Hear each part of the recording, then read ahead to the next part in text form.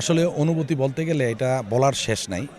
আমরা আজকে বিগত ১৭ বছর বিরোধী দল থাকার পরে এই প্রথম আমরা সরকারে থেকে আমরা একটা ঈদ উদযাপন করছি এবং আমাদের রূপগঞ্জের মামাটি মানুষের নেতা, আমাদের সকলের প্রাণপ্রিয় অভিভাবক জনাব মুস্তাফিজুর রহমান ভূঁইয়া দিবু ভাই এমপি মহোদয়কে নিয়ে ওনাকে বিপুল ভোটে বিজয়ী করে আমরা আজকে এখানে ঈদ উদযাপন করছি। এটা আমরা আসলে সকলের সাথে আজকে যে ঈদের ভাগাভাগিটা করছি এটা আমাদের স্মরণীয় হয়ে থাকবে।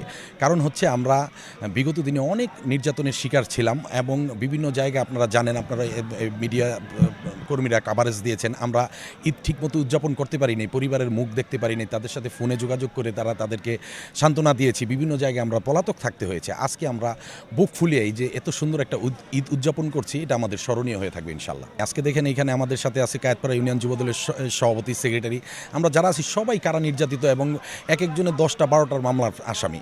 আমরা বিগত সময়ে যে আতঙ্ক নিয়ে আমরা ঈদটা করেছি, এটা মানে যারা এটা করেছে তারাই এটা অনুভব করতে পারবে। আমরা বিগত সময় আমরা সবসময় আল্লাহর কাছে দোয়া করেছি আমাদের দেশনেত্রী বেগম খালেদা জিয়া তখন জীবিত ছিল, উনি আল্লাহ তাআলা যেন ওনার মনের আশা পূরণ করে।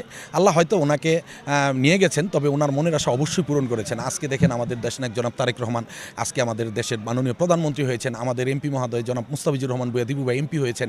আজকে মনে করেন আমাদের বুক বড় আনন্দ, পিছনের যত স্মৃতি আছে আমরা সব ভুলে গিয়েছি। আজকে আমরা সকলে ঈদের আনন্দটা ভাগাভাগি করে নিয়েছি।